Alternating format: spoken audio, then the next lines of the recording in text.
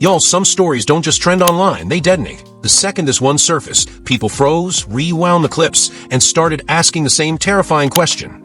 What exactly is Melania Trump so desperate to keep buried?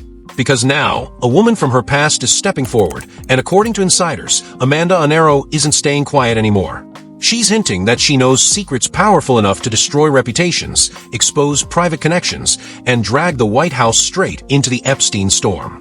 And strangely enough, everything exploded right after Melania publicly denied having any ties whatsoever to Jeffrey Epstein.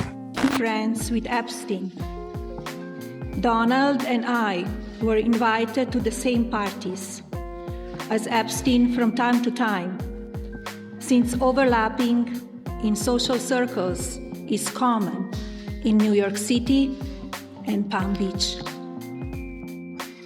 To be clear, I never had a relationship with Epstein or his accomplice, Maxwell. My email reply to Maxwell cannot be categorized as anything more than casual correspondence. My polite reply to her email doesn't amount to anything more than a trivial note. I am not Epstein's victim. Epstein did not introduce me to Donald Trump. I met my husband by chance at a New York City party in 1998. This initial encounter with my husband is documented in detail in my book, Melania. The first time I crossed paths with Epstein was in the year 2000 at an event Donald and I attended together. That statement alone sent the internet into complete chaos. People immediately started questioning why Melania Trump suddenly felt the need to speak now, after years of silence. To many viewers, the timing didn't feel random at all. Some even believe her words created even more pressure around her husband and reopened painful conversations tied to Epstein's victims. But what really shocked people was what happened next. Even Melania's own biographer appeared to suggest there was something deeper happening behind the scenes, almost like Melania wasn't protecting Donald Trump anymore, but quietly separating herself before everything around him started collapsing. The accusations that she was very tied up with Jeffrey Epstein. She clearly had, I think that she has been looking online day after day and just kind of came out and said, now's my time. Very interestingly, she never mentioned her husband in that extraordinary press conference. And now there's a report from MS Now saying that they've been talking to the president, who says he did not know that this press conference was going to happen. He did not know what the First Lady was going to say. Other White House officials said he was informed, and he did know. It's kind of chaos. You do get a sense, though, having followed Melania for years, that she is becoming more and more independent. And, she did not separate her husband from Jeffrey Epstein. She was separating herself from him. And very interestingly, when the White House and Donald Trump is trying to slow walk any investigation, she stood in front of the camera today and asked Congress to go forth. But if people thought the story couldn't get any stranger, that's when everything took an even darker turn. Out of nowhere, a Brazilian model named Amanda Unaro suddenly appeared online dropping cryptic messages that instantly terrified social media. And according to viewers following the story closely, Amanda wasn't speaking like someone guessing or chasing attention. She sounded like somebody sitting on dangerous information, somebody who had seen things firsthand. The most chilling part? She openly hinted that she had been silent for years, and now she was done protecting people. Then came the line that sent the internet spiraling, "I know everything." From that moment on, people started wondering if Amanda was preparing to expose secrets powerful figures prayed would never come out. Years old, she boarded Jeffrey Epstein's private jet, Paris to New York. Her agent, Jean-Luc Brunel, was with her. So were 30 other girls. Beautiful and very young, she told Brazil's O Globo newspaper. I felt immediate discomfort and wanted to get off the plane. I sensed something was wrong, but I did not fully understand the abuse at the time. She doesn't accuse Epstein of assaulting her directly, but she calls herself a product of his machine. the modelling ecosystem he and Brunel built specifically to traffic in young women. Brunel is dead, Epstein is dead, but Unaro is very much alive. And she's... Amanda's posts instantly lit a fire across the internet. Within hours, people on X were reposting her messages non-stop, trying to decode what she was really implying about Melania Trump and the elite social world surrounding Jeffrey Epstein. The reactions were explosive. Some users were convinced Amanda was slowly exposing hidden connections nobody wanted discussed publicly, while others questioned whether she truly had proof behind the scenes. But even without confirmed evidence, the tension online kept growing by the minute. Then the situation became even more chaotic when popular online commentator Brian Krossenstein suddenly stepped in and pushed the controversy to another level. According to him, Melania's sudden public denial didn't happen by coincidence at all. He strongly hinted that Amanda may be sitting on information so damaging that it forced Melania to speak before those alleged secrets could explode publicly. Who is in our current administration, left on the mother of his child. All right, y'all, I have a little bit of a Apollos and Poli update for you guys. So I have to be very careful with the information that I can share with you guys because there are a lot of moving pieces. Can't tell you everything I know right now, but I can tell you everything that I have been given permission to share. I have recently had the privilege of connecting with my new friend, Amanda Unaro, who we have been covering extensively over on my page since July. So just as like a very surface level refresh so that you can understand the gravity of this situation, Amanda Unaro is Paulo Zimpoli's ex and mother of his child. Paulo Zimpoli works in the current Trump administration, and he was involved in the first administration as well. Paulo Zimpoli is also on the board of the Kennedy Center. He is the modeling agent who brought Melania to the United States for Donald Trump. Paulo Zimpoli and Donald Trump go back to the 90s. They were both modeling agents together. They were both real estate moguls together. They had a very, very similar career path, and they are now both in the White House. In June, Paulo Zimpoli, who was actively going through a custody battle with Amanda Unaro, had Amanda wrongfully arrested and held in an ICE detention facility for nearly 4 months before she was ultimately deported back to Brazil. Amanda is not just the baby mama and ex of a man in the current administration. Amanda was a victim and a witness to Jeffrey's network as she was on Jeffrey's plane at 17 years old alongside Jean-Luc Brunel. Paulo began pursuing Amanda at the age of 15 years old. Paulo would continue to pursue her throughout her teens until they would eventually get together. Now, what do we call that, folks? That is the behavior of a predator grooming their prey. As someone who works in our current administration, our tax dollars are going towards his paycheck. What does he do with that power on our dime? With his power in the White House on our dime, women. He puts his hands on women. He takes advantage of women and young girls in every way. Amanda's story is incredibly disturbing. She says she was brought to the United States as a teenager by a modeling agent and later became part of Epstein's world. She also claims she had a friendship with Melania that lasted around 20 years. Now she's hinting that she might reveal much more. According to reports, Amanda has described herself as someone who survived that world, and she's been teasing what she calls hidden connections. Bruises that Paulo Zimpoli, who is in our current administration, left on the mother of his child. And Amanda is far from the only girl that Paulo has left bruised and violated. We remember in like episode 2 or 3 of my Paulo playlist, we talked about a victim of Paulo's who was R-worded by Paulo in his diplomatic residence in New York City in October of 2023 after a United Nations event. And this is not something new to Paulo. Paulo's not new to this. He's true to this. He has been women and young girls since he was a teenager, attached to the hip to John Casablancas, another notorious child predator. Amanda was lured into this ring, into this network, Jeffrey's network, as a little girl with dreams of having a successful modeling career. And those men who lured her in, including Paulo Zimpoli, plain and simply subjected her to unforgivable evil. Like, Amanda went from spending holidays at Mar-a-Lago to being locked in an ICE detention facility for nearly 4 months, silenced, deported, and traumatized at the hands of the people that she used to break bread with. Amanda is not only a victim and a witness to many things that occurred within Jeffrey's ring, she is plain and simply a victim of Paulo Zimpoli, who sits in our current administration. Here's where I'm gonna leave it for now.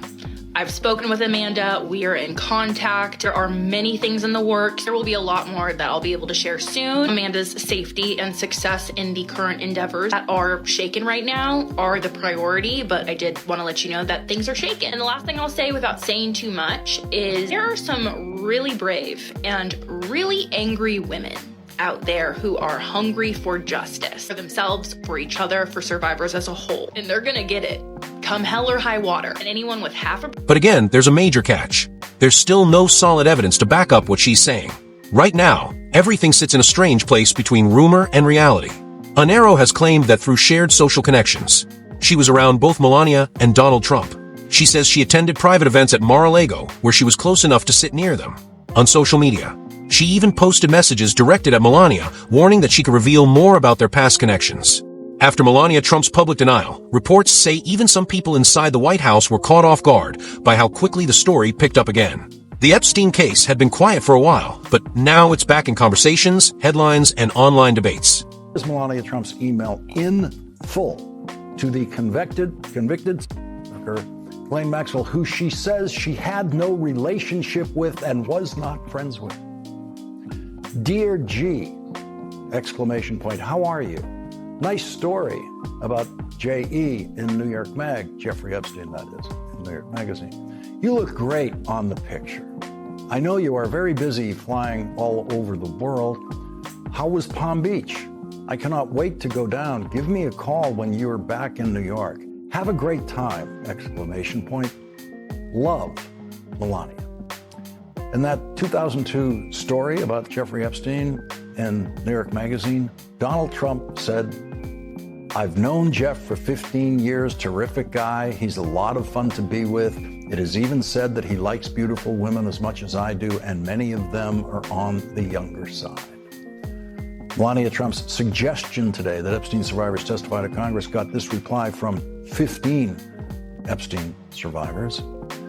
Survivors of Jeffrey Epstein have already shown extraordinary courage by coming forward, filing reports, and giving testimony. Asking more of them now is a deflection of responsibility. At this point, the entire situation feels like it's hanging by a thread. Because if Amanda Unaro really does have receipts behind these warnings, this story could explode into something far bigger than anyone expected. For years, Donald Trump and Jeffrey Epstein were seen inside the same powerful social circles, attending luxury parties, private dinners, and elite events across New York and Palm Beach. And even back then, people whispered that something about that world felt deeply unsettling. As time passed, disturbing allegations surrounding Epstein started surfacing publicly.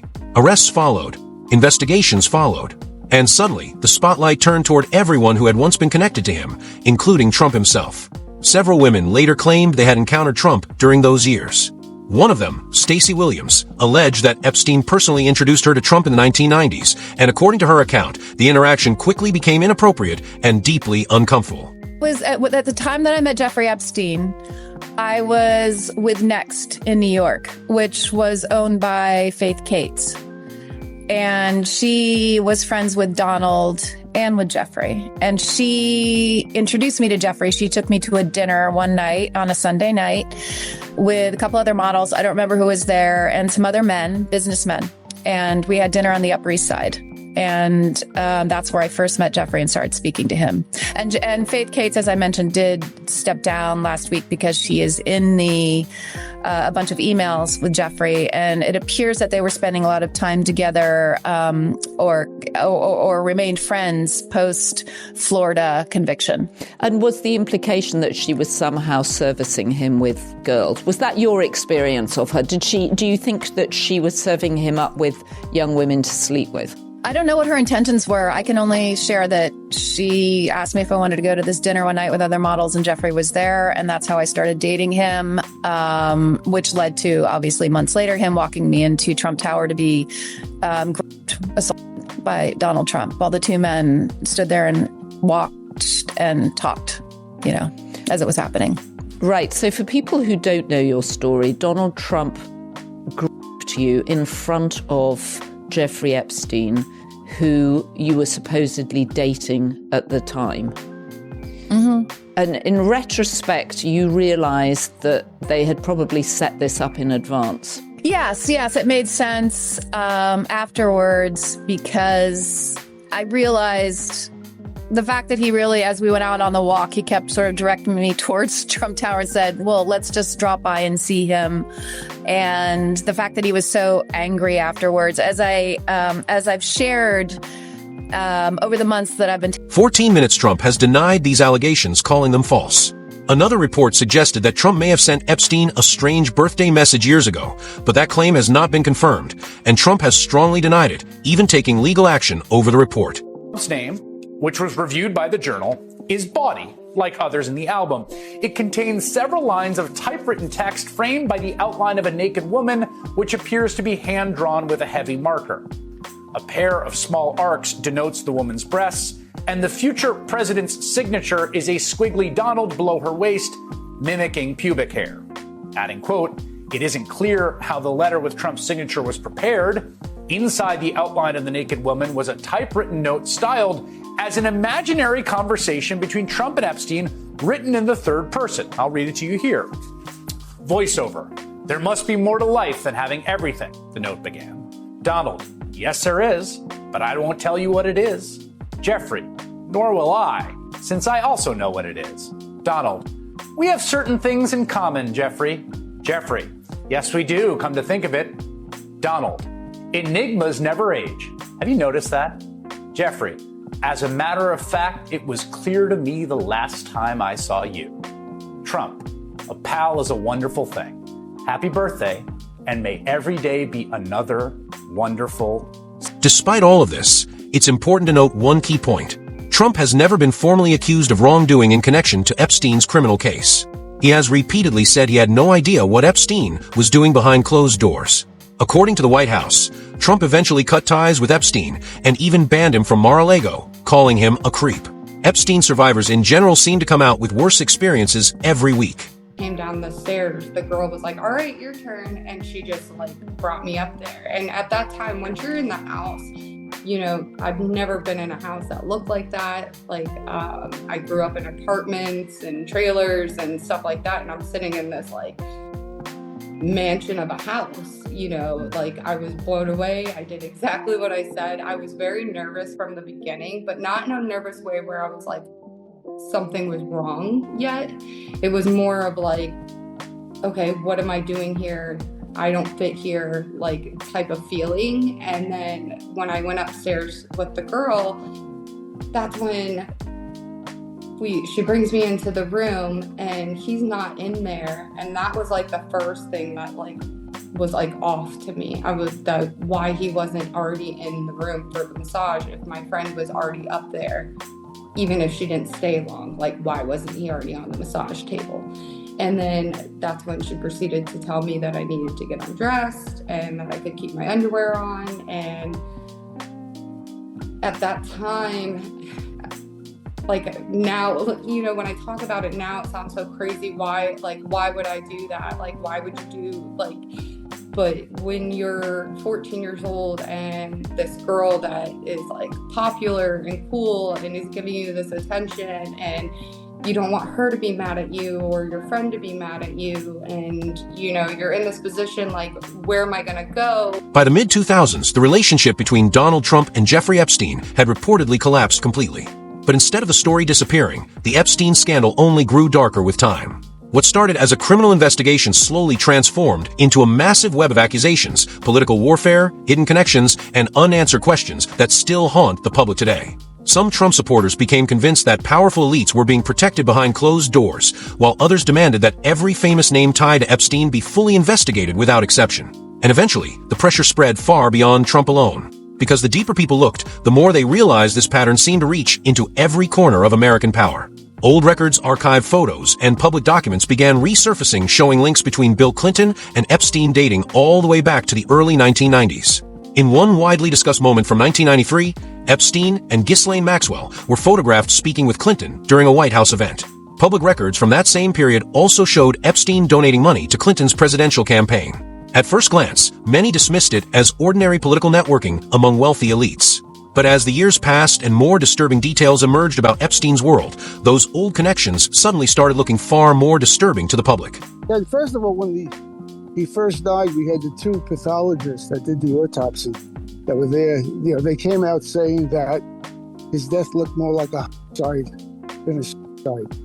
And you don't see that anywhere in the reports. But then on the death certificate that we got that day to claim the body, the cause of death said pending further study. And then a few days later, Barbara Sampson, who was the chief medical examiner, she calls it a study. Apparently, there was no further study done. Also, Bill Barr, the Attorney General at the time, came out and made a ridiculous statement. He said that he saw the videotape and he saw that nobody went in or out of the tier, and that convinced him it was a fight. When I heard that, I knew this was a cover-up because, number one, I thought, why is the Attorney General personally watching the videotape? That didn't make sense. And also, he completely ignored the fact that there were 12 other prisoners on the tier. If somebody wanted to harm somebody on the tier, they wouldn't have to go and come from the tier.